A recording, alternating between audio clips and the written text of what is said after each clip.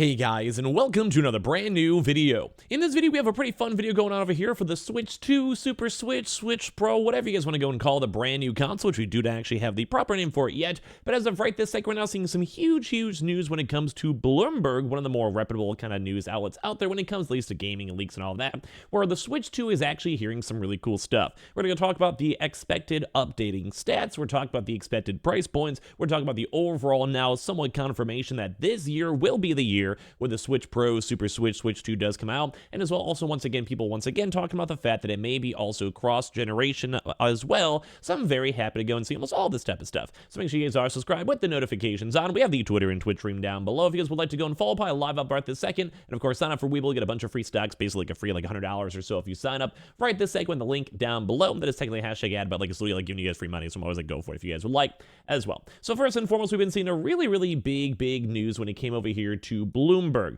Bloomberg has then had a chance to go talk about the shipment data over here for Nintendo, how much they want to make, and then also in terms of like legal statistics, like stats, and basically also when it comes to stocks, typically companies will be like our future updates and future expectations, and that's basically letting people go in and somewhat gamble / speculate on what's going to happen with the company. So let me try to explain that a little bit. When it comes to a company, let's say Nintendo, they're going to be saying, like, assuming next year we're going to have big profits. A good example is also for GTA 6. The company behind GTA 6 said in like the next upcoming year, we will be having really good profit forecast. What will typically go and drive a lot more revenue or money for a company, let's say GTA. A brand new GTA. Well, will typically drive a huge, massive increase of money when it comes to a company like Nintendo. A brand new Nintendo hardware. Think about PlayStation, Xbox when it comes out. There is a nice revenue bump when it comes to hardware sales. And not going to be selling these, be losing money, and as well as brand new games, new install bases, or whatever. So right now we're seeing comments over here from Bloomberg saying display shipment data suggest that Nintendo would make 10 million plus of the next gen console in initial fiscal year. So like fiscal year is like the 1 year sales data or whatever. Basically like that's like somewhat different than the usual new year. That's more of like a fiscal year, usually around April. You know, think about tax season. Whenever taxes are done, you're on the next year, etc., etc. So unlike the PS5 and Xbox Series X and S that face chip shortages at launch, Nintendo's would be much easier to find at stores. And about the OLED version, Omida says not for this year. So basically right now we have a few kind of bigger notes from the high level stuff. They're going to be selling the brand new Switch 2 as of this year, almost 100%. Like, I'd say it's confirmed with these numbers. I'd say it's confirmed with them saying they'll be shipping another 10 million of next-gen consoles. We also saw the legal documentation. We saw all the actual legal leaks, too, as well. Like, some were meant to be there. Some were actually meant to be, like, you know, disclosed. And, of course, as well, just overdue. On top of this, they've been having, like, manufacturers basically working with the Switch itself, basically working with brand new internals, brand new updates, leaks. And one of the bigger things, too, is we've also been seeing trade shows and a lot of backroom and like big third-party developers mentioning that they've had a chance to already have hands-on on the Switch 2, Super Switch, whatever you want to go and call it. So as of right this second, we're seeing a pretty much confirmation from everywhere as of right this second. It's ridiculous. So some of the big things to kind of know too as well is that there should be some pretty big updates. Now these are all rumors and basically predictives over here, but basically they want to go and say that the console itself should be once again retroactive from the prior console. Probably one of the biggest things out there. So if you have a Switch 2, you can play your Switch 1 games on it, which I think is needed at this point. We've kind of critiqued this week the PlayStation VR 2, and the PlayStation VR 2 does not have cross-play, like, you know, prior gen cross-play, whatever the proper word for it, and it sucks. Like, people want to have those games. They bought the games, they want to be able to play their games on their Switch 2. And of course, as well, you want to have better updates. So right now they're saying that the expected that the design will be very similar in terms of what you get, how it works out, how it charges, whatever, with a few more tweaks. It'll still be a hybrid console, so it should still be a handheld proper console, how the Switch is. But at the same time, like have a dock that also then might be to go updated up to a 4K resolution rather than just a 1080p using DLSS2. So basically using like AI and like super like upscaling or whatever to make the console better. And as well, they don't necessarily know if the chip is meant to be the NVIDIA's T239, which also has deep learning accelerator components to make this actually even better or not. But either way, there is going to be meant to be a really better internal, both GPU. A lot of folks are assuming the GPU, CPU will be correlative to a PlayStation 4. which still, don't get me wrong, is a little bit on the outdated side, but at the same time, when it comes to like a Switch, handheld console, I think it's fine. It will still feel a little bit dated, but a lot of Nintendo games are in that like pixel, voxely, cartoonish type style. Think like a Mario style, very colorful, very vibrant, very not like graphically intensive. You don't have to see like people's pores and their facial hair. You just see like a nice round, like, like, I don't know, like orange or whatever Mario color might be, like a weird pastel white, whatever it might be.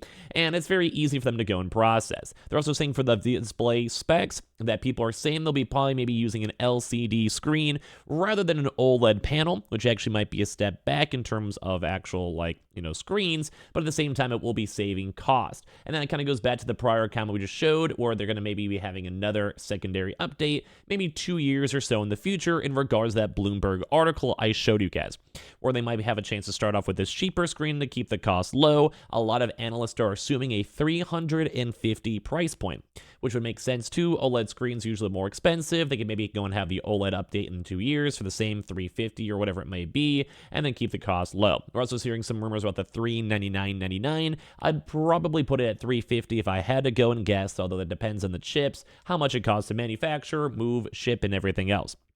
But at the same exact time, that is a pretty big console. Now, here's some of the overall specs that people are assuming on this. So number one is going to be a better battery life, which is one of the probably the biggest things to know. Like any type of, say, phone, any type of, say, computer, laptop, is you want to have a better battery life in combination with better specs, or at least keep the same with better specs, but a bare minimum, I think people don't have the same.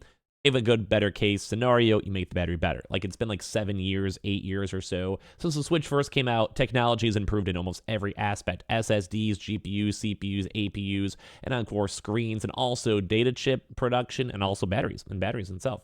They also want to go have the DLSS2 support, as we mentioned, the FR3 support. They want to have a 7-inch 720 OLED 120 hertz display, so the actual hertz, aka refresh rate, should be going and bumping up to as well to 120, which is a little bit more closer to at least industry bare minimum.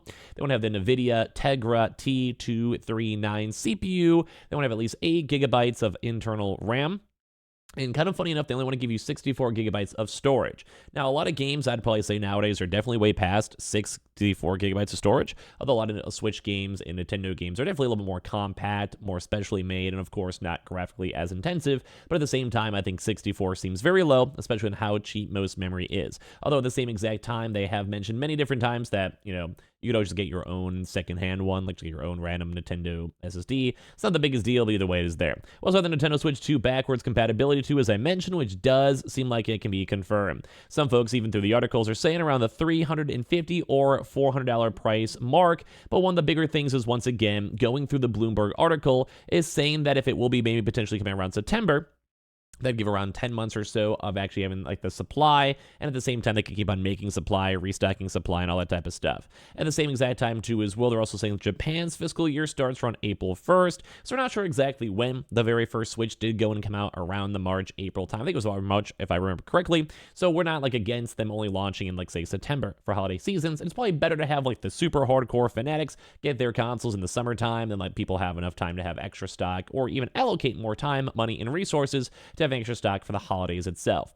And this is kind of nice to go and see, because we are seeing all these statistics, and it basically means that they're going to make sure that Switches are going to be on the shelf no matter what. Now, there might still be scalpers, which does make us sad, and they are saying too, if there is no supply issues, that does go and fix a lot of these issues, which I think is very, very nice. I don't want to be the guy out here who is looking at consoles on my Target page at 6 in the morning again. I just want to be the guy who is just walking to Target, Walmart, Amazon.com, and getting my consoles, and we can go from there. Plus, as well, with the chip shortage over, it makes everything a lot easier to go through. 10 million sounds kind of low for this comment over here in the channel, but at the same exact time, 10 million's not the worst. I'll probably end up buying one of my own self too, and I want to hear your thoughts and comments on this. Myself, I will buy this probably day one. If there's cool games to do it, I may be okay waiting a few extra months, though, to see whenever the first 1 or 2 big games come out. If there's like a new Zelda game, kind of unlikely, because Tears of the Kingdom just came out, I'd buy it. A new Mario game, probably would buy it. And maybe some other mixed match of popular IPs, I'd probably get it for day one.